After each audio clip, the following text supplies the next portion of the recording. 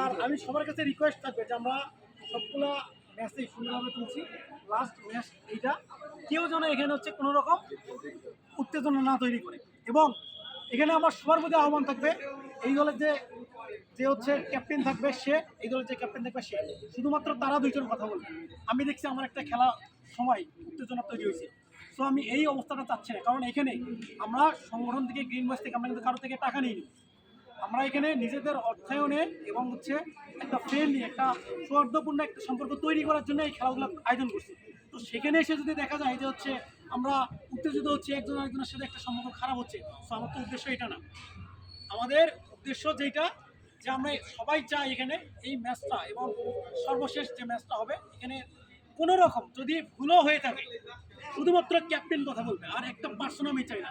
যদি হয় তাহলে এমনও হতে পারে খেলা এখানে শেষ করে দেবো, আপনাদের ফলাফল আসবে না।